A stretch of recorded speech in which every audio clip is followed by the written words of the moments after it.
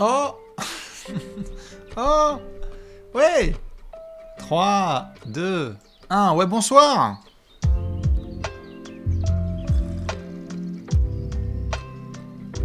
Vous pouvez pas voir d'ici.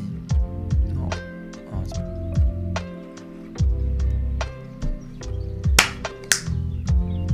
Ouais. Bonsoir, bonsoir, bonsoir, bonsoir. Allez, c'est parti, on fait ça bien. Eh oui, bonsoir à toutes et à tous. Et comment vous allez? Comment ça va?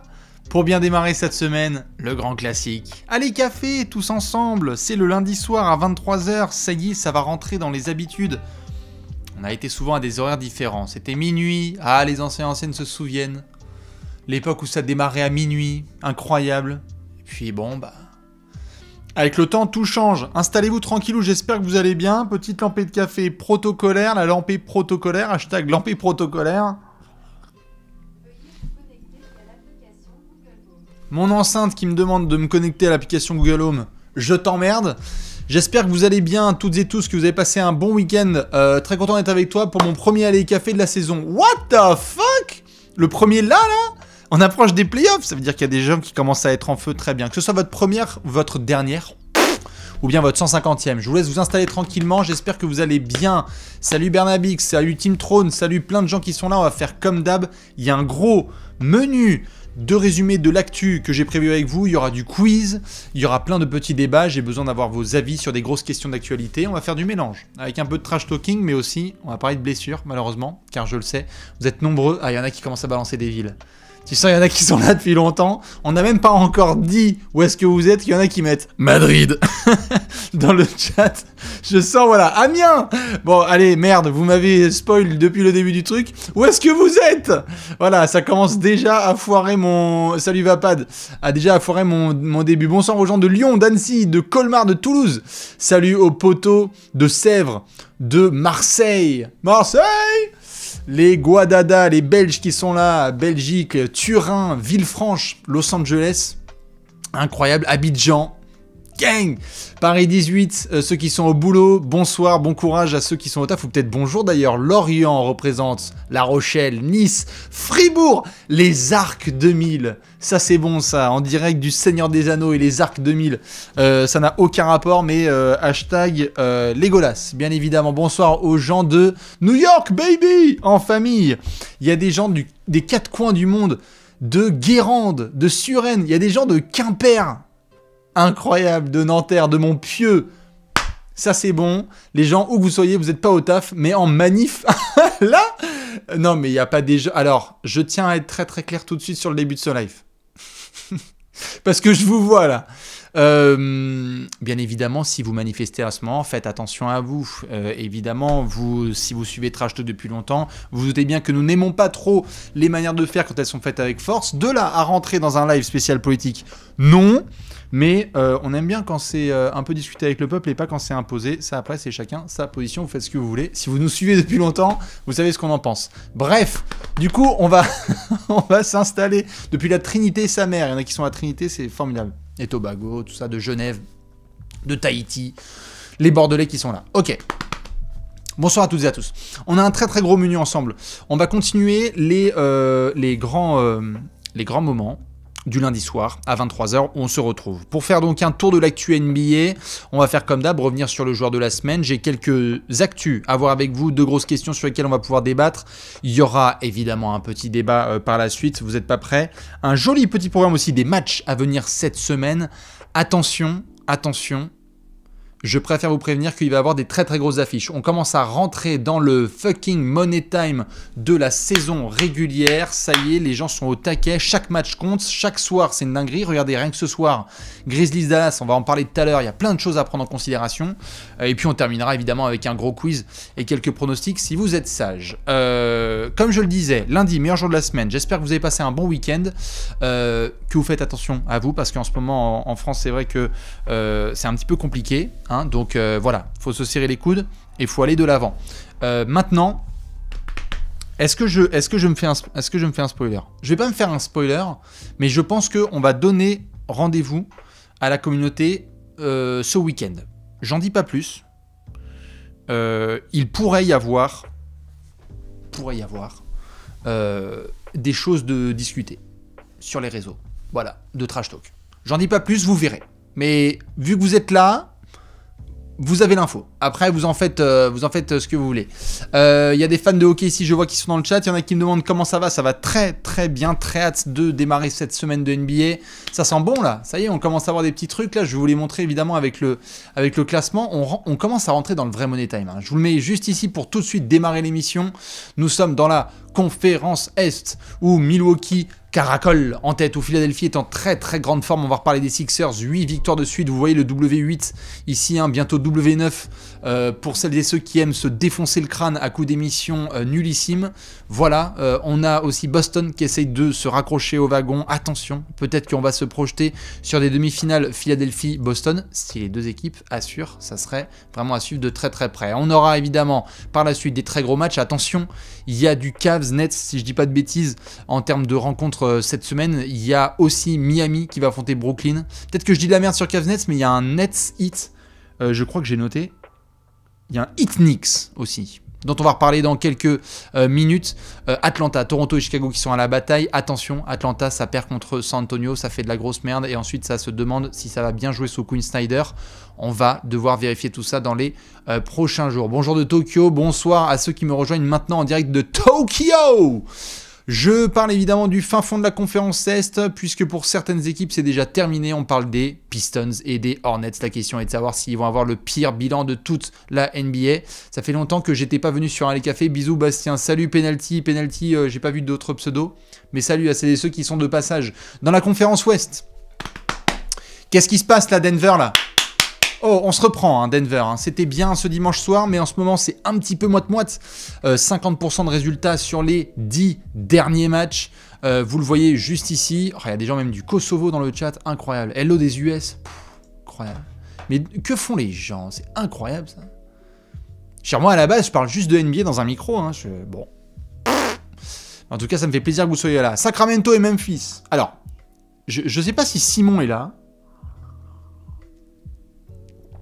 Peut-être que Simon est là, mais j'ai remarqué un truc l'autre jour, et je voulais vous le partager pour que vous puissiez, vous aussi peut-être, à la fois briller en société, et que vous puissiez dire dans quelques semaines « Ah, il est là le Simon, oui !» Et que vous puissiez aussi vous dire dans quelques semaines « Putain, on en avait parlé fin mars avec Bastien dans les cafés !» Excusez-moi, messieurs, dames, mais Sacramento et Memphis, vu le système de play-off, quand tu remportes ta série du premier tour, tu vas ensuite en demi-finale. Si tu as Sacramento et Memphis en demi-finale, potentiellement, ça veut dire... Voilà, Simon qui veut pas que je porte la Shkumun. Non, je dis juste. Il existe un scénario dans lequel Sacramento ou Memphis vont détente en finale de conférence. Alors évidemment, il faut en tant que 2 et 3, il faut dominer tes séries, du premier et du deuxième tour. Mais... il y a moyen que ce soit faisable. Ce n'est pas un scénario improbable que Kings ou Grizzlies soient en finale de conférence détente. Ce n'est pas un problème non plus qu'on se retrouve dans ce schéma-là et que donc les Suns, que certains voient en finale NBA, et les Nuggets, que certains voient en finale NBA, s'affrontent en demi, les enfants. C'est ça qui est fou furieux avec cette conférence Ouest. Comme l'a dit Kevin Pelton, le grand analyste sur le dernier podcast de Zach Lowe, l'écart n'a jamais été aussi court à ce stade de la compétition entre équipes d'une même conférence. Jamais. En 70 ans de NBA, on a eu ça. Regardez, entre le 4e Phoenix et le 12e New Orleans, il n'y a que 4 victoires d'écart. C'est n'importe quoi. Tous les soirs, ça part en sucette totale. Et donc oui, les bilans sont à l'équilibre complet. Golden State, ça va moins bien. 3 défaites de suite, ça allait mieux. Et puis, hashtag déplacement. Hein. Voilà. Le grand déplacement, comme le disent certains, je crois. Malheureusement, les Warriors, dès qu'ils jouent à l'extérieur, c'est terrible. Non mais regardez-moi ça, c'est vraiment... Ils pourraient limite être en 49-3 à domicile et en 3-49 en déplacement, hein, si certains ont de l'humour en ce moment. Bon, enfin, 29-7 quand même. 29 victoires sur 36 matchs. Sur les matchs à domicile et 7 victoires seulement en 36 matchs, c'est un peu compliqué. Évidemment, voilà. Je vous laisse rigoler de ce genre de blague, évidemment, c'est dans la joie et dans la bonne humeur. Minnesota, on l'a vu, a eu une grosse frayeur, 3 défaites de suite avec l'absence de Anthony Edwards. Ça va bien du côté d'Anthony Edwards, moins de frayeur que prévu, c'était pareil pour Kevin Huerter. Donc on est content quand même d'avoir des bonnes nouvelles du côté de nos amis de Minnesota. OKC continue à traîner dans le coin. Que va faire OKC ? Est-ce que le Thunder va rejoindre le top 6 ? Est-ce que Dallas va rattraper par exemple les Clippers ce soir avec une petite victoire contre Memphis ? Ce sera compliqué, hein, les Grizzlies ils sont à domicile, bientôt ils retrouvent leur roi, l'artilleur, ou même l'Instagrammeur artilleur. L'instartilleur. Ja Morant sera de retour sur les parquets mercredi, on en parlera dans quelques minutes. Donc voilà, dans la conférence Ouest, c'est pas mal du tout. Et évidemment, on a tout en bas les Spurs et les Rockets qui font des bêtises. On reparlera des Blazers dans quelques minutes parce que Portland, c'est absolument n'importe quoi. Quelle saison éclatée de la part de nos amis les Blazers. Vraiment, on est sur un très très grand cru hein, de la part de nos amis de l'Oregon. Avant ça, vous connaissez les classiques. Le lundi, la NBA donne quelques distinctions. Et donc, nous avons eu des joueurs de la semaine.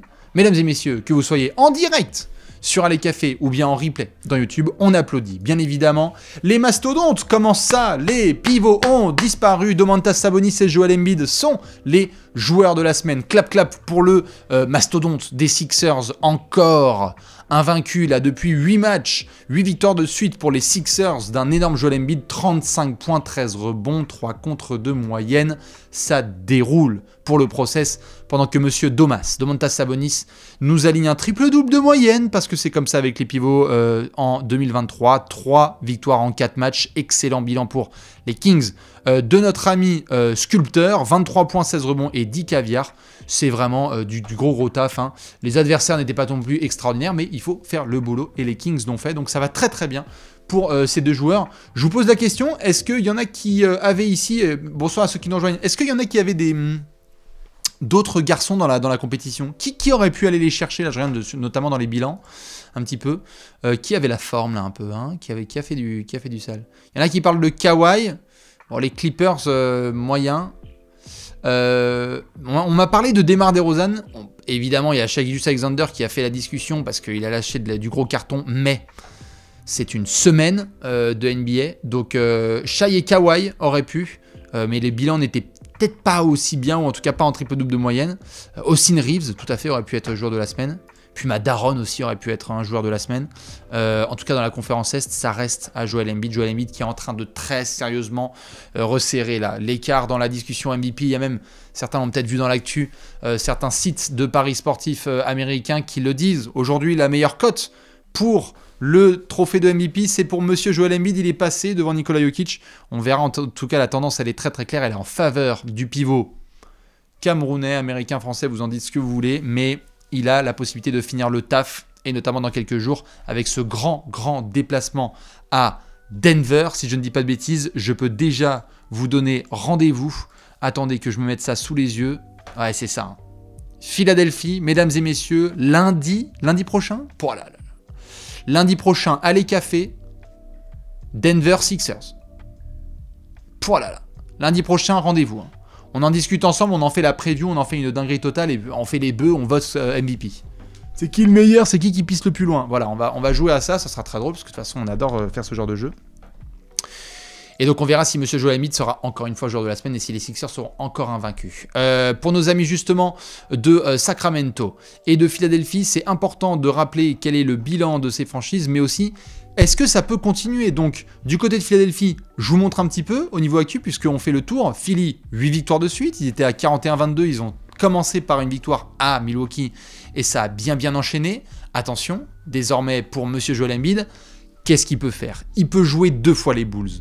Puis aller à Golden State, match dont on reparlera tout à l'heure, ce sera vendredi soir, un très gros menu pour monsieur Joel Embiid. On est sur, pas tout à fait de l'antenne nationale, hein, c'est NBA TV, mais quand même. Tu vas chez Steph, chez Clay et chez Draymond et tu poses une masterclass avec une victoire des Sixers, ça peut remuer les têtes. Regardez-moi ce entrée, plat, dessert pour monsieur Joel Embiid à Golden State, à Phoenix.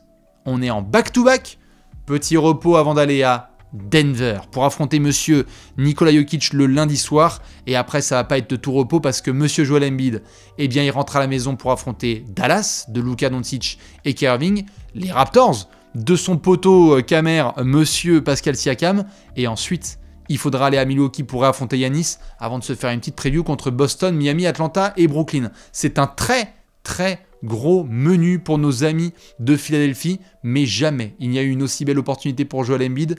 Vous vous rendez compte, s'il déroule sur ces équipes-là et que ça continue à bien le faire, on rappelle que Milwaukee est premier de la conférence Est, qu'il peut y avoir quelques discussions sur la fin de saison. Attention, on va voir ce que ça va donner. On me dit du côté de... Regardez comment ils sont confiants dans le chat. Peut-être il y a des fans de Golden State ici, il va se faire stopper par le grand et l'unique Kevin Looney. On parlera de Golden State aussi dans quelques minutes parce que en ce moment, Kevin Looney et nos amis les Warriors, c'est très vite fait. On parlait des Kings tout à l'heure qui sont dans une bonne forme aussi. Regardez, 6 victoires sur les 7 derniers matchs. Attention, Sacramento, on ne porte pas l'œil, mais il va falloir bien assurer, là, finir notamment ce road trip.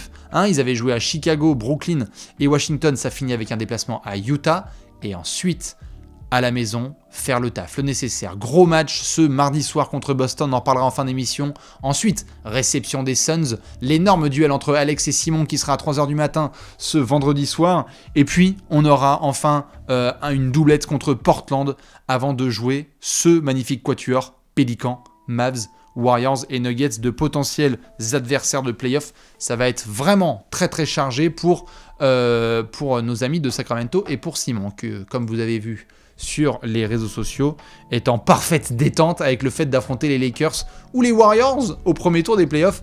Bien évidemment, mon cher Simon, que vous retrouverez bientôt dans d'autres émissions. Voilà pour les équipes qui sont en forme. De l'autre côté, les équipes qui vont pas trop. Obligé de les mentionner, y a-t-il des fans de Brooklyn et de Portland dans ce chat? Brooklyn est à 3 défaites consécutives. On a parlé justement des Warriors qui sont à 3 défaites de suite. On a les Wolves aussi qui sont à 3 défaites de suite. Et puis, ouais Bastien, je suis tellement content que tu sois en live. Bah rejoins-moi frérot, ou ma soeur d'ailleurs, je sais pas. Cœur à ceux qui envoient des messages évidemment dans le chat. 6 défaites de suite pour Portland, qu'est-ce que c'est? Y a-t-il des fans de Portland? Putain. Non mais Portland c'est vraiment de la merde. Excusez-moi, autant je peux comprendre. T'as pas affronté Michel et les boulangères. Ok, t'avais Boston, Philadelphie, New Orleans, New York, Boston encore et les Clippers. Donc ça fait mal. Mais là ouais c'est vraiment ça, comme on dit dans le chat, c'est Rip City. Est-ce que franchement tu continues à faire jouer Lillard? C'est la semaine dernière que j'ai posé la question. Je sais plus, je sais pas s'il y en a qui étaient là l'année dernière. Je m'étais dit si on allait faire... Pourquoi tu fais rejouer Lillard? C'est pourquoi? C'est pour les mecs qui ont acheté les billets? Très bien. Pour cette seule raison, je peux entendre. Mais franchement, là... Regardez, dans le classement, c'est simple. Portland est à 40 défaites. Donc, en gros, d'ici le week-end prochain, ils sont quasiment plus dans la compétition pour le Play-in Tournament. Et derrière... Eh ben, ça, c'est les Nets. Derrière, t'as quoi? Allez. T'as cette doublette contre Sacramento. Ils ont pas non plus un calendrier de zinzin, mais faut arrêter de déconner, il va pas faire une remontada. En plus, c'est pourquoi le Play-in Tournament? Pour que tu te fasses défoncer contre Denver? Non, c'est pas sérieux. C'est pas sérieux. Autant Utah, Chicago, OKC, New Orleans, San Antonio, bon, c'est jouable. Mais là, non. Damien Lillard au repos. Ce serait bien de mettre un petit peu Dame Dahl au repos pour pas déconner avec ça. En tous les cas, quand il joue, c'est génial. Ou sinon, il donne les clés du camion à Yusuf Nurkic, qui apparemment est un pivot extraordinaire. Mais bon, je pense que les previews en 30 jours, les 30 previews en 30 jours vous rappelleront de 3 bons souvenirs. Côté Nets, attention, ça commence à dégringole pour des raisons simples. Il y a eu la hype d'après-transfert. Et puis là, bam, après avoir magnifiquement gagné à Denver, c'était dimanche dernier, eh bien ils ont réaffronté Denver, c'était ce dimanche, ils ont perdu justement. Il y a eu le passage de Sacramento justement à la maisonnette, et il y a eu le déplacement à OKC, ça fait mal. Attention, ça pourrait continuer cette chute, puisqu'on a double affrontement. Regardez-moi cette semaine pour nos amis de Brooklyn. 2 fois les Cavs, puis Miami. Ça peut faire très mal. Heureusement, derrière, tu as Orlando et Houston qui sont en rattrapage et tu vas avoir du Détroit et du Utah dans le coin. Mais attention. Pour Brooklyn, ça peut faire très mal. Regardez ce que ça donne au niveau du classement. Brooklyn, si ça se trouve, la semaine prochaine, dans Alley Café, Brooklyn est dans le Play-in Tournament. Attention à Miami qui peut saisir une opportunité. Attention à Atlanta qui peut peut-être essayer de se reprendre. Brooklyn a 3 très très gros matchs. Et ensuite, il ne faudra pas du tout se foirer contre ces équipes-là. Donc, il faut vraiment assurer du côté de Mikal Bridges et de toute sa clique parce qu'il est maintenant, il est là le test. C'est dans les prochains jours pour les hommes de Jacques Vaughn. Voilà un peu pour les équipes qui craquent et les équipes qui cartonnent. Pour ce petit point au niveau des classements. Je vous ai réservé des actualités, parce qu'évidemment on est là pour discuter de tout ça, et c'est le thème principal dont je voulais discuter avec vous. J'imagine que vous avez vu l'information. Est-ce que tout le monde est au courant dans le chat ce soir de ce qui se passe avec Monsieur Lonzo Ball? J'aurai l'occasion de répondre à certaines questions, évidemment dans le chat en fin d'émission. Lonzo, je pense que vous l'avez tous vu. Malheureusement, il y en a qui mettent des rips, il y en a qui mettent des F, il y en a qui mettent de tout, j'imagine. Ouais, franchement, putain.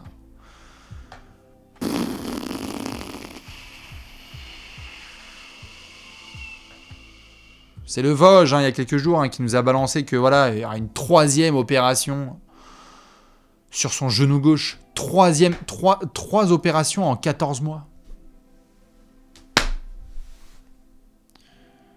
3e procédure. Putain. 3e procédure sur son genou gauche en l'espace de 14 mois. Vous vous rendez compte? C'est terrible, terrible. Et donc, il y a des gens qui se posent la question, en effet, d'un potentiel retour de Lonzo Ball sur les parquets NBA, de savoir si sa carrière pourrait reprendre. La question, c'est même plus de savoir s'il peut jouer à NBA. Je pense que c'est important qu'on en discute aujourd'hui. Lonzo Ball est un phénomène qui nous a régalé sur le début de sa carrière. Drafté numéro 2, si je dis pas de bêtises, de sa draft, Markelle Fultz, Lonzo Ball, Jason Tatum. C'est quoi, c'est 2018 ? Non, bah en 2018, c'est Tatum et c'est Luka et Marvin Bagley. Je vais vous remettre la draft. Elle est là en ref, excusez-moi, en basketball référence. C'est d'une violence folle. Regardez-moi cette merveille. Oh putain, Jesus fucking Christ. Ouais, je crois qu'il est en 2, 2017. Markelle Fultz en 1. Lonzo Ball en 2, Jason Tatum en 3. Regardez les joueurs qui commencent à atteindre leur prime. Lauri Markkanen, All-Star. De'Aaron Fox, All-Star. Jason Tatum, classique. Il fait le taf. Bien évidemment, on a aussi d'autres garçons qui font le boulot. Donovan Mitchell qui cartonne avec les Cavs, titulaire All-Star. On a Bam Adebayo, All-Star. Elle est pas mal du tout cette petite draft. John Collins qui fait le boulot. Jarrett Allen qui était All-Star la saison dernière. OG Anunoby qui fait le travail. Kyle Kuzma qui a un niveau de All-Star. Josh Hart qui a fait tout ce qu'il fallait du côté de New York récemment, après être passé par Portland. Derrick White qui a fait le travail à San Antonio et qui aujourd'hui régale du côté de Boston. Qu'est-ce qu'on a en deuxième partie? Ah, le sacré Jordan Bell. Les gens se souviennent de Jordan Bell? Putain. Jesus. Mathias Le Sort. Montemoris. Pas mal, J'ai les petites drafts, Alpha Kaba. Alpha Kaba qui était 60e. Ah là là là. Revoyons ce top 10. Lonzo Ball, 2e de sa draft. Peut-être qu'on la refera cette draft un jour, mais regardez la violence au niveau des blessures. Lonzo Ball, Markelle Fultz, Jonathan Isaac. On a aussi Dennis Smith Jr. qui s'est fait très très mal. On n'a pas eu plus que ça de la part d'autres garçons. Justin Patton, avec toutes les punchlines qu'il y a eu de la part de John Wall récemment. DJ Wilson qui a essayé de faire son trou. Ça n'a pas marché. TJ Leaf, il est plus en NBA, si je dis pas de conneries. Harry Giles, terrible au niveau des genoux.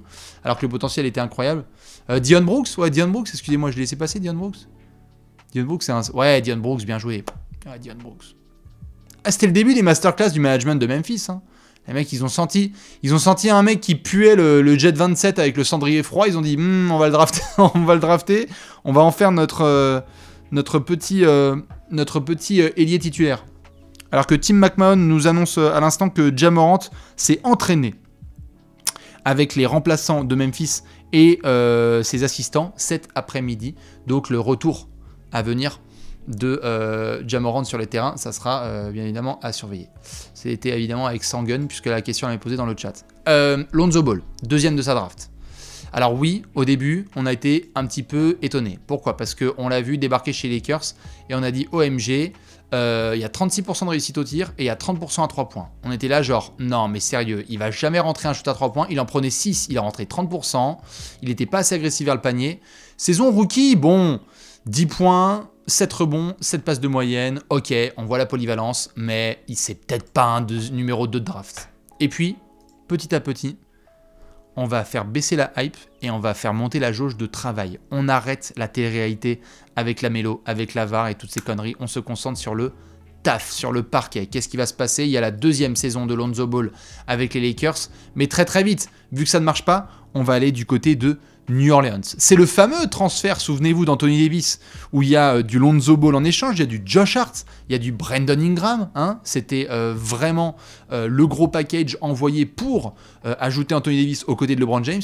Et puis, petit à petit, on va avoir ce boulot fait sur le shoot extérieur avec The Shooting Whisperer. Est-ce qu'il y en a qui sont capables dans le chat, alors ça, qui sont capables de me sortir le nom de l'assistant coach de New Orleans, qui est celui qui a fait progresser beaucoup de joueurs au shoot, et on l'appelle le Shooting Whisperer, l'homme qui murmurait à l'oreille des briqueurs, quoi.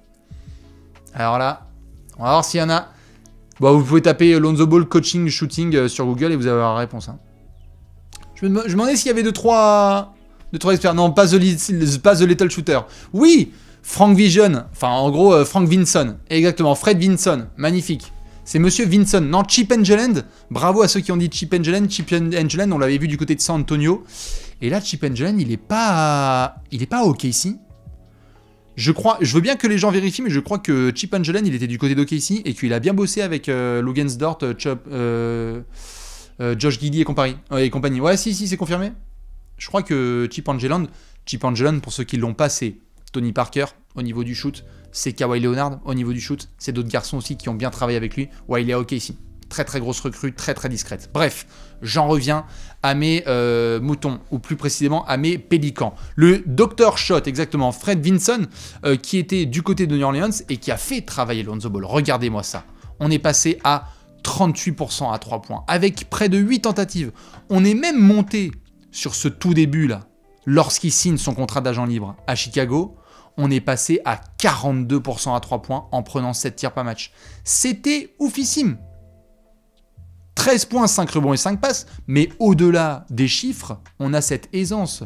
On les a vus, ces Bulls du début de la saison 21-22. Formidable. La première trentaine de matchs de Lonzo. Les Bulls sont numéro 1 de la conférence Est. Et là, bam. Et là, c'est très violent. Et donc Lonzo, aujourd'hui, la question, elle est multiple. Et c'est là que je vais justement poser la question dans le chat. Et faire un sondage.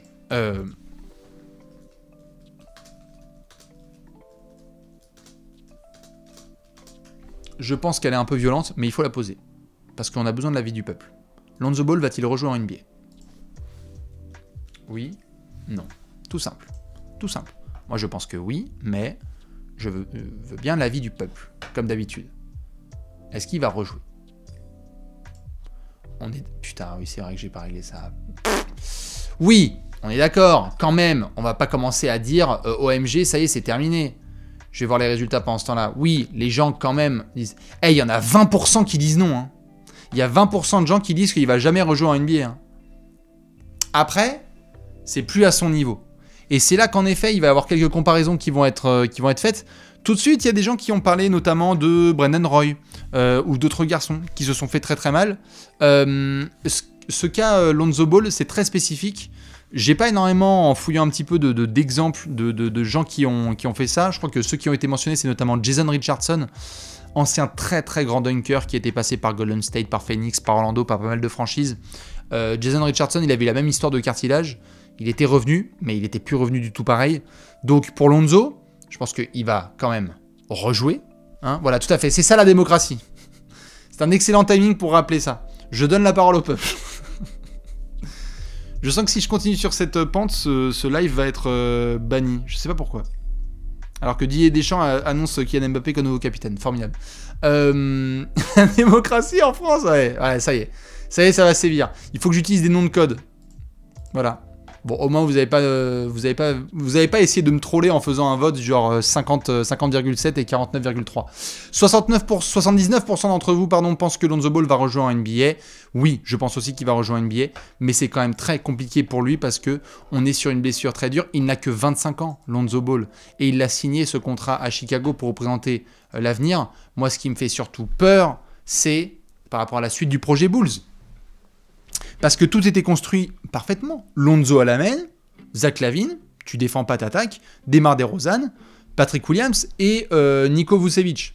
Là, à l'heure actuelle, je ne pense pas que le management de Chicago, dirigé par Arthur Askarine-Sevas, va justement conserver ce groupe. On a eu plein de rumeurs autour de la deadline. Là, on ne sait même pas s'ils vont conserver Vucevic. Il va y avoir encore des rumeurs sur DeMar DeRozan et Zach LaVine cet été. Donc, il y a quelque chose de vraiment très flippant avec Lonzo Ball. Je pense qu'on va devoir croiser les doigts très très fort. J'ai du mal... C'est terrible, mais à 25 ans, Lonzo Ball, j'ai du mal à le voir revenir à un très fort niveau.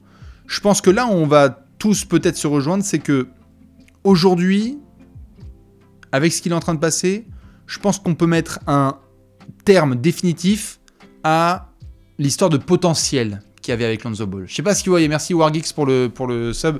Je sais pas si vous voyez ce que je veux dire. C'est comme si désormais la priorité c'était qu'il puisse rejouer en NBA et qu'il puisse avoir une longue carrière. Mais je pense que sur le côté potentiel, est-ce que Lonzo Ball sera All-Star une fois dans sa carrière ?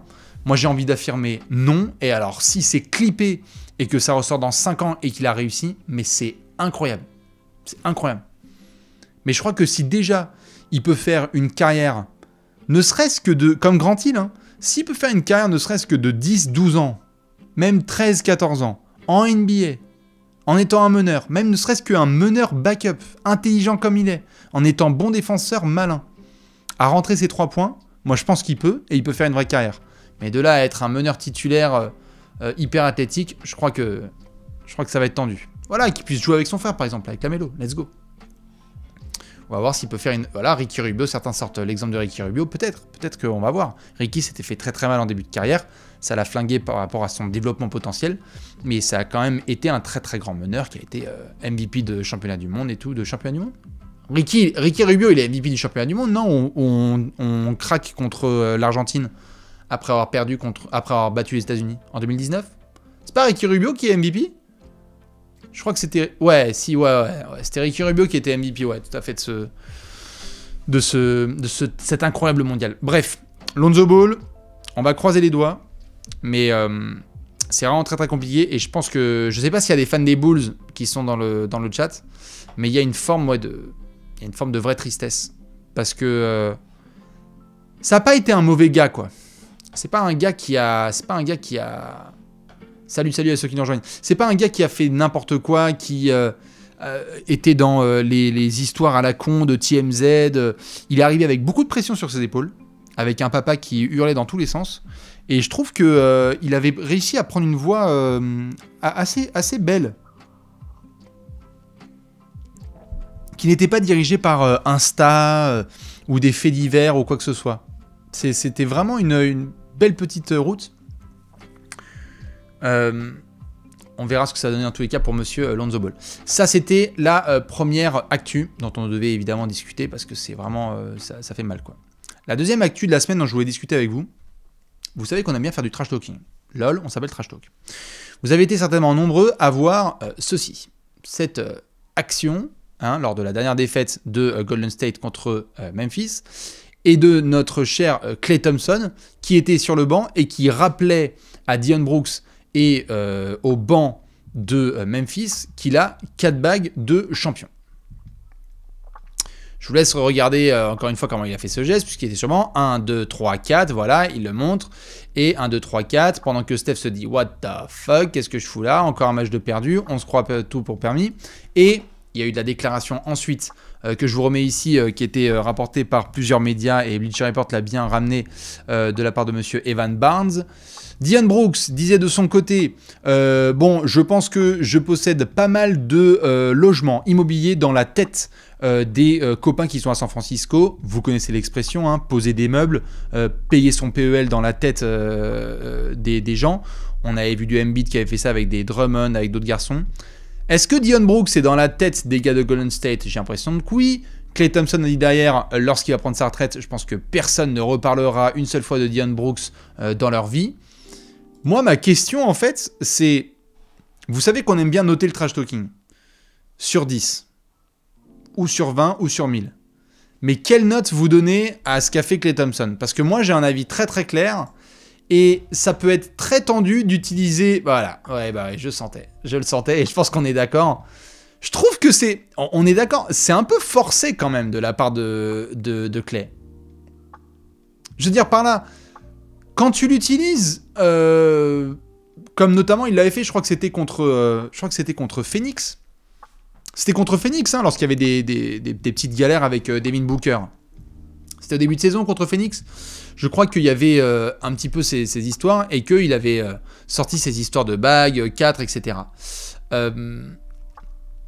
Bon, derrière, il a quand même lâché une dinguerie sur Devin Booker il y a quelques jours, lorsque Golden State a accueilli Phoenix à domicile. Il était en feu complet, là, 30 points à la mi-temps et tout. Et donc, auquel cas, on pouvait apprécier le niveau de fight back de Klay Thompson. Mais moi, j'ai un peu du mal avec ce truc-là, parce que c'est un petit peu la carte Joker, quoi. C'est un petit peu l'espèce de carte Joker qui a eu lieu pendant certains temps, et qu'on peut retrouver pas mal en NBA, hein.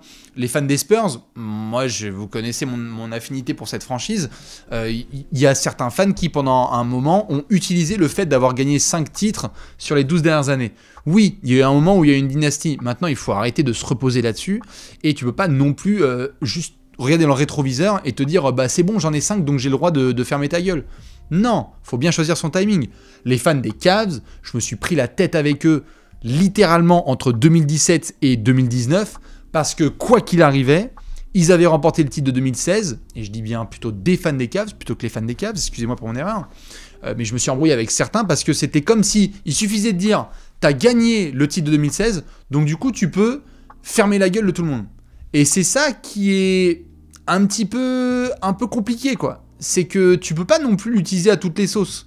Kobe, je crois, l'avait utilisé en costard. Il y a le fameux gif de Kobe qui est sur le banc, je crois que c'est à Dallas, qui regarde un fan et qui dit 1, 2, 3, 4, 5, et qui dit ok. Donc le côté bague, c'est pas mal, mais à utiliser avec un petit peu plus de douceur et un peu moins fréquemment que les Thompson, parce que je pense que là, on n'est pas tout à fait sur une saison incroyable de Klay Thompson, on n'était pas sur un match tout à fait incroyable de Klay Thompson, et ok, t'es champion en titre, mais j'ai pas l'impression que ce soit le bon genre de situation pour faire ça. Genre Steph, s'il le fait, il a dit quoi à Chris Paul la dernière fois justement contre les Suns, il avait dit les gars c'est plus 2014, et là c'est pas mal parce qu'il lui a vraiment torché la gueule en plein match, et que c'était vraiment plus 2014. Mais Klay, j'ai trouvé ça moyen.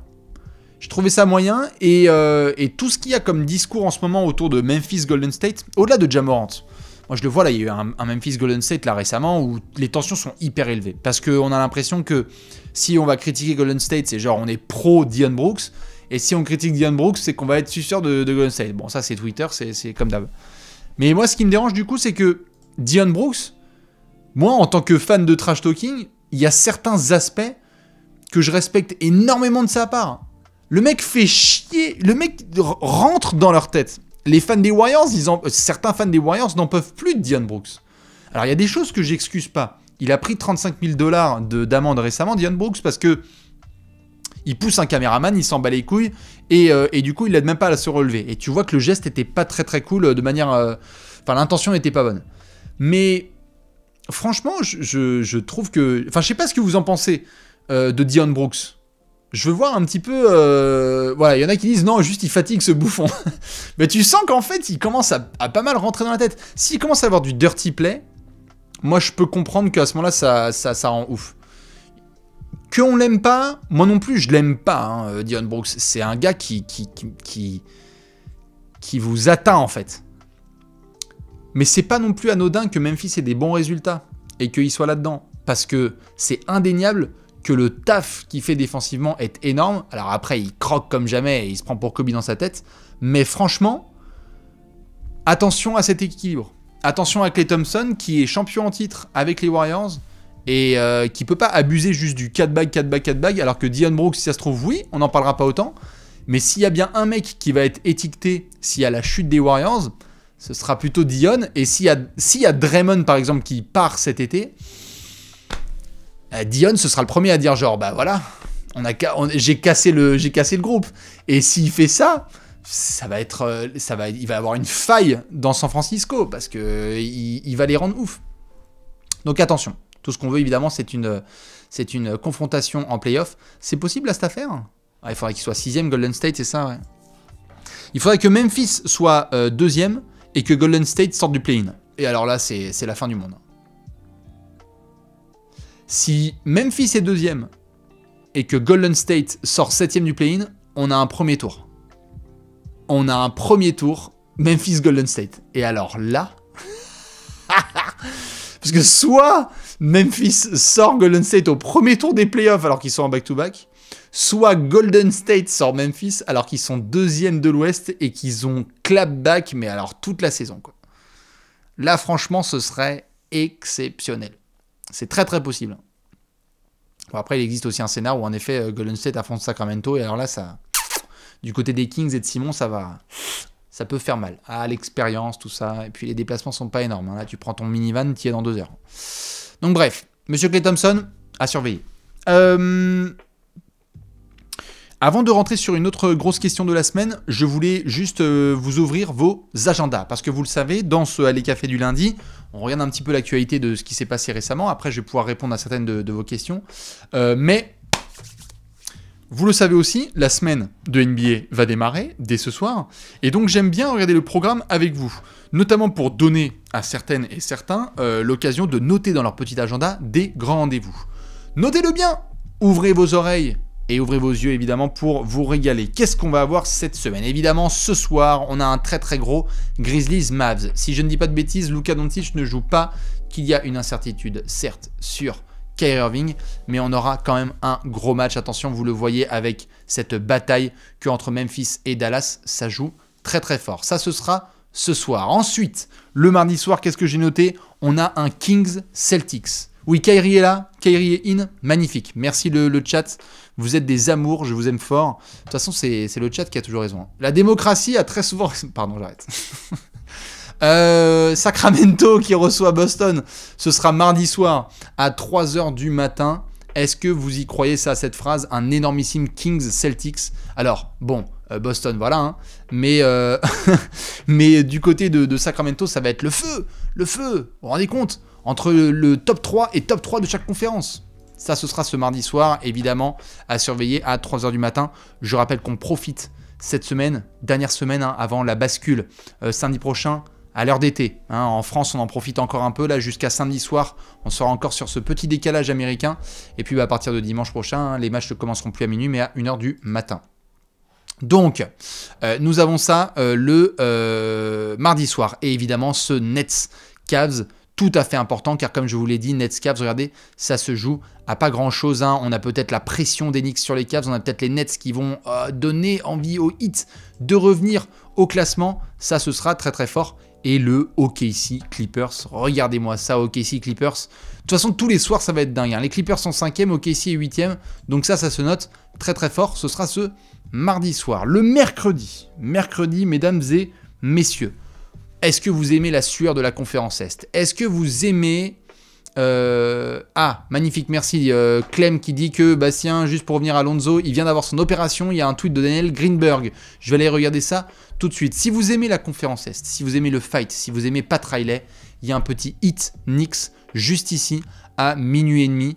Ce mercredi soir, mercredi Panzani, tout peut arriver. Donc ça, ce sera à surveiller de très très près. Le Mavs Warriors avec un déplacement de Golden State. Attention, vous le savez, quand Golden State est en déplacement, généralement, c'est du caca. Mais peut-être que ça ira mieux avec le retour de Luka Doncic côté Dallas pour tenir tête à des Warriors qui doivent se reprendre. Mercredi, Memphis-Houston. Vous allez me dire, c'est nul, on s'en bat les reins. Ben oui, sauf que si ça se trouve, ce mercredi, c'est le retour de... Clic, clic, bang. C'est le retour de Ja Morant sur les parquets. On verra, mais normalement, c'est ce mercredi qu'il devrait jouer. Et mercredi, d'autres affrontements. C'est notamment le Suns-Lakers. Suns-Lakers, juste ici, vous voyez, à 3h du matin. Et quand même, les autres affiches qu'on devra surveiller de très très près, notamment Atlanta-Minnesota, où ce sont toujours des affiches de play-in tournament. Le jeudi soir, vous avez bien aimé le Clippers Thunder? Eh ben, on vous en remet une couche. Il a lieu non seulement mardi soir, mais il a lieu aussi jeudi soir. La doublette pour Shai Gilgeous-Alexander qui retrouve son ancienne franchise. La doublette pour Paul George et Russell Westbrook qui vont devoir faire le travail contre le jeune Thunder. Attention, grosse opportunité pour les copains de Josh Giddey, mais aussi pour Kawhi Leonard et compagnie. Regardez, hein, l'écart il est toujours aussi court. Si ça se trouve, les Clippers ils font une très belle affaire 2 fois contre le Thunder et ça vient chatouiller nos amis les Suns. Justement, les Suns, on va en reparler très très vite. Pourquoi? Parce que le vendredi soir, mes amis, les Suns, c'est le Alex Simon Ico. Kings Suns, regardez ça, si c'est pas magnifique. Sacramento qui reçoit Phoenix, ça ce sera dans la nuit de vendredi. Attention vendredi, ça risque de secouer. Pourquoi? Parce qu'on a Joel Embiid en déplacement à Golden State, ça ce sera à 3 h du matin. On démarrera aussi la soirée avec quelques bouses, hein. Houston, Détroit, San Antonio, Indiana, no disrespect, mais c'est un petit peu tard. Voilà, c'est surtout en deuxième partie de soirée qu'on va s'éclater. OKC, Lakers. Après avoir fait OKC Clippers, on a un petit OKC Lakers et on a donc Phoenix Sacramento et Philly Golden State. Ça, ce sera à surveiller de très très près. Pour finir la semaine, mesdames et messieurs, je vous ai dit rendez-vous ce week-end. Si vous êtes sages sur les réseaux sociaux de Trash Talk, il y aura peut-être des choses qui vont être communiquées ou pas. Chut, j'en dis pas plus. Samedi soir, je suis obligé de regarder la caméra. Samedi soir, qu'est-ce qui se passe samedi soir? Si vous êtes là depuis le début du chat, en termes de match. Qu'est-ce qui se passe samedi soir en NBA? Qu'est-ce qui se passe? Attention. Dois-je le montrer? Je veux bien le montrer, mais on va voir s'il y en a qui suivent depuis le début. Qui suivent même nos apéros. Ah, presque. Vous l'aviez presque. Ah, presque. C'est lundi qu'il y a Denver contre Philadelphie. Samedi, c'est Denver contre Milwaukee. On a les Nuggets qui reçoivent Monsieur Giannis Antetokounmpo, premier de l'Est, premier de l'Ouest. Énorme battle entre Jokic et Giannis, les deux derniers MVP de la saison régulière. 3 h du matin, samedi soir. Qu'est-ce que vous avez fucking de prévu? On sera devant évidemment à 3 h du matin pour voir cet incroyable match-up. Pendant que, 1 heure plus tard, Philadelphie sera en déplacement à Phoenix. Joel Embiid, Devin Booker, copains de la même draft qui vont essayer de se croiser. On sait que Phoenix va essayer de tenir les grosses envies des Clippers qui sont juste derrière au classement. Philadelphie qui va essayer justement de mettre la pression sur les Bucks. C'est incroyable ce qui va se passer justement ce week-end avec cette match-up. Et on surveillera évidemment les autres matchs. On a le Heat Nets, très très important. Regardez dans le classement entre le Heat et les Nets, on en parlait. C'est très très serré. Donc on pourrait avoir un petit changement d'ordre et de hiérarchie dans la conférence Est. Et puis bah tout le reste, hein. Comment ne pas se pencher sur New Orleans face aux Clippers, peut-être les derniers espoirs des Pels dans leur course au play-in tournament, et puis même un Memphis-Atlanta, entre Memphis qui doit garder sa place, Ja Morant qui rejoue, et Atlanta qui doit essayer de se relancer. Voilà un petit peu pour ce programme très très gros. Très gros menu qui devrait avoir lieu sur les prochains soirs de NBA. Et on va justement terminer avec deux petites questions. Enfin, deux petites choses. On va faire une question que je vais vous poser, un quiz, je vais répondre à vos questions et ensuite on va faire les pronostics. On fait ça dans l'ordre? Allez. Pour enchaîner, je vous pose la question oui ou non. Mesdames et messieurs, vous avez peut-être vu la news récemment.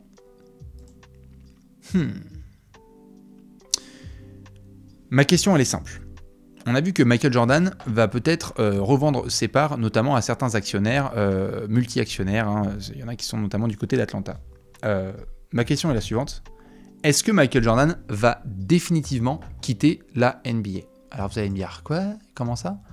Je faisais le calcul récemment. Michael Jordan, on le prend totalement pour acquis par rapport à la NBA. Regardez par rapport à d'autres légendes dans leur sport. Le mec débarque dans les années 80. Il est joueur. Il joue. Il prend sa retraite, il revient. Il prend sa retraite, il revient. Il prend sa retraite, il est à la direction des Wizards, il revient. Une fois qu'il a raccroché avec les Wizards, il est à la tête des Hornets. Donc, le meilleur joueur de tous les temps ou un des meilleurs joueurs de tous les temps, vous continuez à faire votre phrase si vous voulez, embrasez le chat, ce n'est pas mon problème. Michael Jordan est autour de la NBA depuis 40 ans. Depuis 40 ans, de 1983 à 2023, il est autour. Donc, on a tendance à le prendre un petit peu pour acquis, monsieur le GOAT, voilà pour certains, et à se dire, bah voilà, tranquille, il a fait de la merde avec les Hornets. Mais ce serait quand même énorme pour la NBA que son joueur, en tout cas le plus emblématique, désolé LeBron, désolé tous les autres, hein, c'est Michael Jordan, son athlète le plus emblématique, ne soit plus dans la ligue. Parce que oui, les Hornets n'ont pas été très bien gérés par Michael Jordan, c'est un fait. C'est une franchise qui n'a jamais su décoller, qui a gagné peut-être quelques matchs de playoff, mais basta. qui a pas très bien drafté. Mais le problème, c'est que là, si ça se trouve, on va perdre Michael Jordan en NBA. Et si tu perds Jordan, c'est violent quand même. Ce serait vraiment dommage. Donc je vous pose la question, est-ce que selon vous, Michael Jordan va définitivement quitter la NBA prochainement? Est-ce qu'il va justement revendre ses parts et ensuite penser à autre chose après 40 ans de bons et loyaux services à avoir propulsé cette ligue dans les hauteurs, après avoir essayé avec les Hornets de se faire un kiff? Oui, vous êtes nombreux à dire oui. Je rappelle que pour le moment, les rumeurs sont les suivantes. Michael Jordan revendrait la plupart de ses parts et en garderait quand même d'un point de vue minoritaire. Donc il aurait toujours un orteil du côté de Charlotte et des Hornets. Mais après, ce ne serait plus son jouet à lui. Ce serait pour donner ça à d'autres personnes. Il y a beaucoup de rumeurs sur le fait qu'il faut davantage dépenser autour de Charlotte, notamment dans ses infrastructures et dans la manière dont cette franchise est gérée. C'est un petit peu la question. Dossier à surveiller. On va devoir enchaîner. Car comme vous le savez, il est impossible de faire une émission à les cafés sans faire un quiz. Mesdames et messieurs, la semaine dernière, je m'étais fait complètement troller par Li Jianlian. Voilà, pour celles et ceux qui ont des bons souvenirs. Je vous ai réservé un super quiz. J'avais envie de parler d'argent. Et non, nous n'allons pas faire de paris sportifs. On va faire tout simplement le top 10 des salaires de 1990 à 2020. Ouais, les 10 meilleurs joueurs mieux payés de toute la NBA. C'est absolument pas français, mais je vais vous donner tout de suite justement le lien pour pouvoir participer à cet incroyable quiz. Attendez, boum, je vous l'envoie, bim bam boum. Oui, il y aura peut-être certains joueurs que vous connaissez. Attention, je vais enlever l'aperçu pour que vous puissiez ne pas tricher. Bande de coquins. Je vous envoie le lien tout de suite dans le chat. Regardez, ça va être absolument incroyable. Le quick d'Immense Geek, oui, le concept il est simple. On démarre des années 90 et on monte jusqu'à 2020. On a l'équipe et le salaire annuel. Et on va essayer de mettre le joueur qui est le mieux payé. Alors parfois il y a des évidences et puis parfois on va faire what the fuck. Justement, c'est l'occasion de rigoler ensemble plus que quelques minutes avant le début des matchs. Une fois qu'on aura fait ce quiz, on pourra bien évidemment répondre à quelques questions. Et après, je vous laisserai pour démarrer cette nuit de NBA. Le concept, il ne bouge pas. Vous avez le lien dans le chat. Je suis en train de spammer comme un zinzin. Vous pouvez totalement cliquer dessus. Si vous voulez vous faire spoiler, vous laissez le son. Si vous voulez pas, on se retrouve dans 8 minutes, puisque le quiz dure 8 minutes. Et on va pouvoir le lancer dans quelques secondes. Vous êtes prêts ? Alors, il y a marqué 300 noms, vous inquiétez pas, on va pas écrire 300 noms en 8 minutes. Hein. Il y a des garçons, vous le tapez une fois, ça devrait pas mal revenir. Genre, je sais pas, James Harden. Ok. Allez, on va commencer dans 10 secondes. 9, 8, 7, je remets une dernière fois le lien. 6 secondes. 5, 4, 3, 2, 1, et top chrono. Alors. LeBron James, Michael Jordan, Kobe Bryant, Tim Duncan, Shaquille O'Neal, tout à fait, Monsieur Stephen Curry, Monsieur Kevin Durant, Monsieur Russell Westbrook. On va essayer de remplir les premières pages. Là, Thunder, il y a quoi? Il y a Paul George, il y a Carmelo Anthony, OKC à 38 millions, Kemba Walker, d'où Jésus. Alors Ford, qu'est-ce que j'ai fait? Qui était à 30... Hein? J'ai bien Paul George, j'ai bien Westbrook. Bon, ça va me revenir. Ah, OKC, Houston, OKC. Mais attends, qu'est-ce que j'ai fait? Paul George, Chris Paul! Mais oui, Chris Paul! Voyons, Chris Paul! C'est vrai que c'était cette saison-là. Washington, Monsieur Bradley Beal qui doit être dans le coin. Non, c'est pas fait, alors c'est John Wall.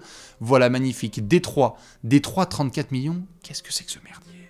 Je sens que ça va être une horreur absolue. Allez, on fait les grandes stars. Démarre DeRozan. Kelly. On a du Harden, ça je l'ai mis. Hein. On a du Davis. On a du Garnett. On doit avoir du Olajuwon. Ça va aller vite. Hein. On a du Kevin Love. Non, du Kyrie Irving peut-être. Même pas. On a du Chris Bosh. Ouais, super. On a du Deron Williams peut-être. Du Blake Griffin. Ok, Blake Griffin c'est pas mal. Boston, on doit avoir du Paul Pierce. On doit avoir du Kevin Garnett, on a déjà mis. Du Jason Tatum. Du Al Jefferson. Ah non, Tatum, c'est pas bien payé. Du Isaiah Thomas. Pas du tout. Ah, ça, c'était Isaiah Thomas il y a longtemps. Waouh, c'est l'autre Isaiah Thomas. 31 millions à Boston en 2019. Alors là, Gordon Hayward. J'ai envie de vomir. Memphis, Zach Randolph. Marc Gasol. Mike Conley. Ouais, Mike Conley. Putain, c'est vrai que Mike Conley, à un moment, il était top 3 en 2017. D'où Jésus. Qu'est-ce que ça fait mal. Ok. Les Nets de 2016. Putain, Gerald Wallace. Randy Foy. Je sais pas, moi. Amari Stoudemire. Y a pas genre Carlos Boozer. Joe Johnson. Oh. Ah, oui, c'est vrai. Ouah, les Rockets de Dwight Howard. Derrick Rose. Ok. Miami, Dwayne Wade. Miami, Penny Hardaway. Après, on va devoir aller dans les années 90, putain. Karl Malone. John Stockton. Non. Non. Chris Mullin. Ah, waouh. Clyde Drexler. Waouh. David Robinson. Incroyable. Dallas. Dirk Nowitzki. Steve Nash. Non. Michael Finlay. Non plus. Si. Glenn Robinson. Putain, j'ai déjà mis du Robinson. Washington 2012. J'ai envie de... André Blatch. Pardon, j'ai pété un câble. 2012. 2012, les Wizards. Anton Jamison. Caron Butler. Putain. Ok, je l'ai pas, c'est pas grave. Orlando, Washington. Vince Carter. Putain. Arenas. Super. Détroit. Rip Hamilton. Chauncey Billups. Jerry Stackhouse. Allen Iverson. Oh. Boston. Rajon Rondo. Ray Allen. Ok. Kendrick Perkins. Waouh. Dallas 2009. Josh Howard. Devin Harris. Jason Kidd. Ok, Jason Kidd. Ok, il reste 4 minutes. Ça va être chaud de ouf. Houston, New York. Jamal Crawford. David Lee. Houston, New York, Jeremy Lin. Carmelo Anthony. Houston, New York, 2009-2010. Tyson Chandler. Bon, on verra. Orlando, Washington. Qui c'est qui a été surpayé comme ça? Putain, ça va me revenir. J'aurais adoré avoir plus de temps. Michael Redd. C'est magnifique. Utah. Kirilenko. Mehmet Okur. Mehmet Okur. Au secours. Mehmet au secours. Houston. Yao Ming. Orlando 2010. Putain. Rashard Lewis. Jamir Nelson. Ah, mais c'était Rashard Lewis. Oh non, j'ai envie de vomir dans ma bouche, pardon. Houston, 20 millions en 2009. Ron Artest.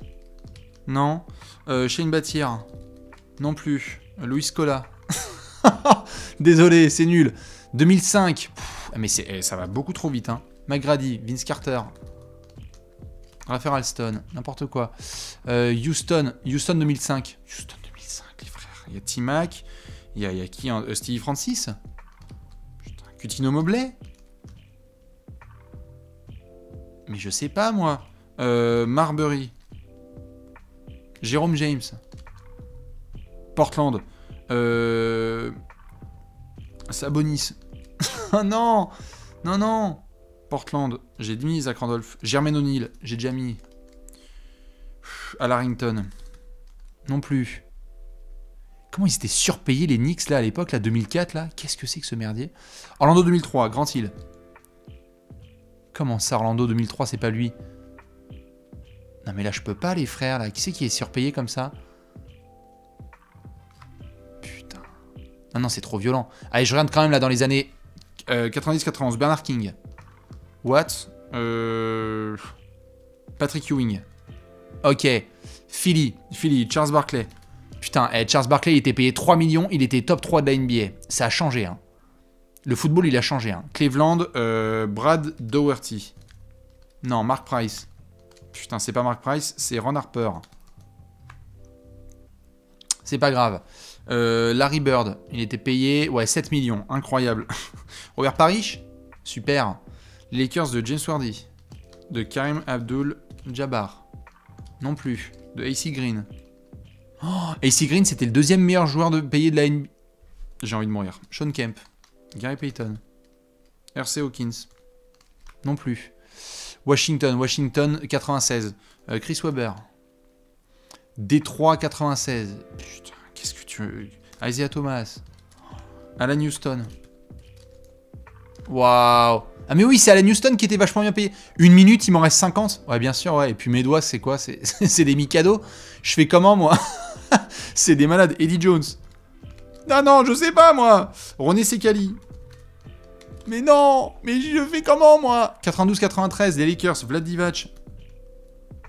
Boston 92-93. Mais je sais pas qui joue dans cette équipe de teuteux, là. Atlanta, Dominique Wilkins. Oh, Chicago, je sais pas, moi, Pippen. Boston 92. Mais les frères, Danny Ainge. Dennis Johnson. J'ai déjà mis Dennis Johnson. Lewis, c'est fait. Il me reste 30 secondes. Non, franchement, c'est pas possible.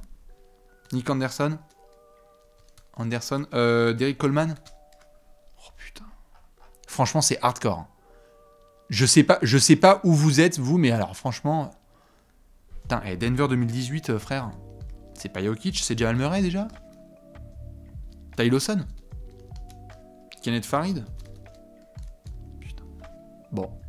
Bah désolé, je l'ai pas. Hein. Oh la vache. 3, 2, 1. Boum. Franchement, c'est pas sérieux. Hein. Alors, il y avait Paul Millsap. Bien joué. C'est vrai que Paul Millsap était payé une blinde. Oh, le temps était trop court. Puis j'ai beaucoup parlé. Damien Lillard. Putain, c'est vrai que j'ai pas mis Lillard. Mais il ne savait pas encore kicker, hein, comme on dit. Hein. Rudy Gay. C'est vrai qu'il a été bien payé. Elton Brand. Qu'est-ce qu'on a eu d'autre? Vin Baker, voilà. Putain. Dikembe Mutombo, ça j'aurais dû. Latrell Sprewell. Putain, les surpayés là.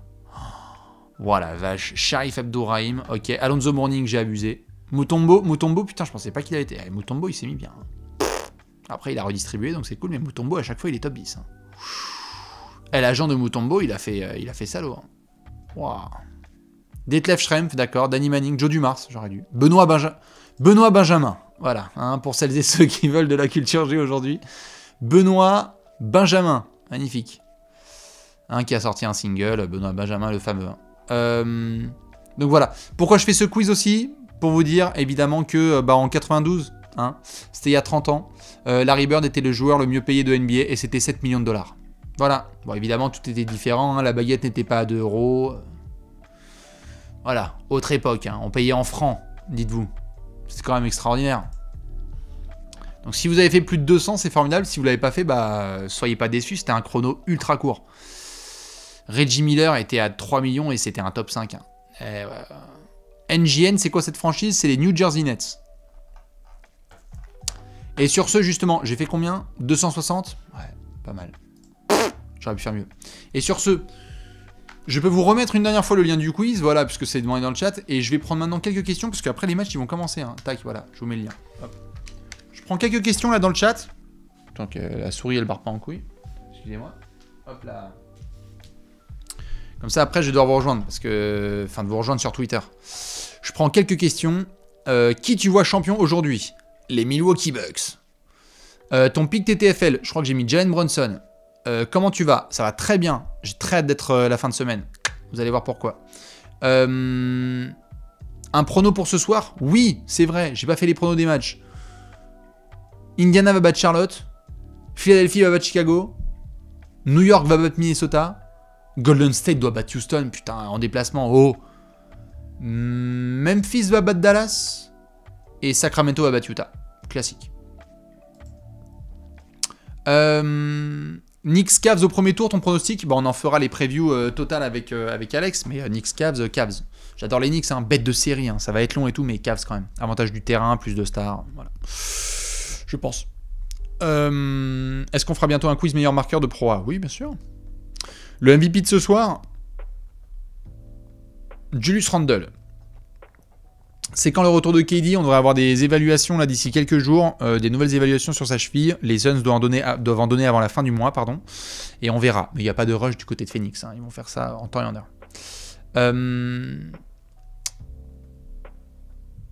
Est-ce que tu as sorti tes poubelles? Ça y est, vous me tendez ce genre de piège, franchement.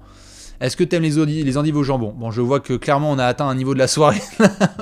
Très clairement, les questions sont de qualité. Tu vas mater quoi? Je vais mater tous les matchs. Là, j'ai pris un café, donc ça va être dans le sang jusqu'à 5h du mat. Mais je vais avoir quand même un gros focus sur le Sixers Bulls. Parce que je pense que Chicago est capable de bien jouer ces derniers temps. Et Embiid a un dossier à devoir bien gérer. Et puis le Memphis Dallas, hein, très clairement, qui va être en fonte parce qu'il va y avoir des gros impacts sur le classement de la conférence Ouest. Pas une question, mais juste un joueur, Austin Reeves, bonne soirée, très bien. Ton plus gros concurrent des Bucks à l'Est, ça reste Boston, mais Philly est au coude à coude. Voilà, mais juste, j'enterrerai pas Boston comme certains le font récemment. Pourquoi la plupart des temps, t'es plus sur Twitter lors des matchs? Parce que c'est une saison longue, parce qu'il faut de l'énergie, que j'adorerais tout live tweeter, mais qu'avec les choses qu'on a prévues sur Trash Talk, il faut parfois se reposer.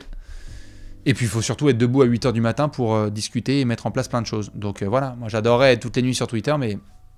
Sorry. Faut bien que ça change.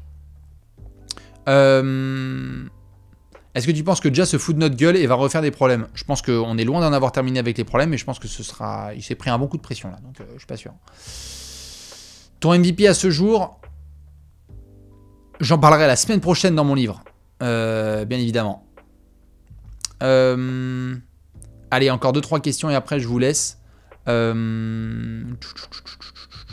Est-ce que Embiid peut vraiment être MVP devant Jokic? Bah justement, on en parlera lundi prochain.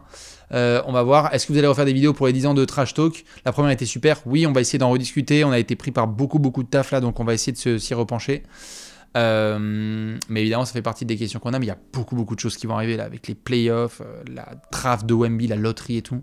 D'ailleurs, notez déjà dans votre agenda qu'il va y avoir la loterie de la draft et qu'il y aura un live. Je la commenterai en live, hein, la loterie de la draft de 2023. Ouais, parce qu'on connaîtra l'équipe de Wembanyama en fait, hein, à la fin de la soirée.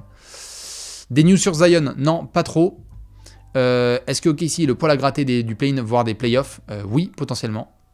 Je pense qu'ils peuvent bien foutre le bordel. Et une dernière. Est-ce que je regarde la March Madness? Oui, je regarde. Mais comme d'hab, faut faire le tri un petit peu. Faut faire le tri un petit peu entre tout ce qu'il faut faire parce qu'il y a beaucoup de choses à faire et qu'il n'y a que 24 heures dans une journée et qu'on a envie de rester en vie jusqu'à au moins 65 ans si j'ai bien compris. Allez, sur cette blague pas du tout discrète, je vais devoir vous laisser. Je vous souhaite à toutes et à tous une très bonne nuit. Si vous allez vous coucher, évidemment, si vous allez vous coucher... eh bien, je vous souhaite une excellente nuit. Si vous regardez les matchs, on se retrouve tout de suite, hein, bien évidemment, sur Twitter, sur l'Oiseau Bleu, parce que moi, le lundi soir, ça va être Allez Café puis match, classique. Et si vous regardez ce replay, eh bien, je vous souhaite un excellent mardi. On se retrouve sûr et certain lundi prochain dans Allez Café. On se retrouve également dans quelques jours avec des apéros avec Monsieur Alexinator et Léon Salaprod. Sur ce, je vous fais des gros bisous. Merci à toutes celles et ceux qui étaient là. Un grand merci à celles et ceux qui ont balancé des subs. Je vous aime très fort. On se retrouve très vite pour plein de NBA. Des bisous. À toutes.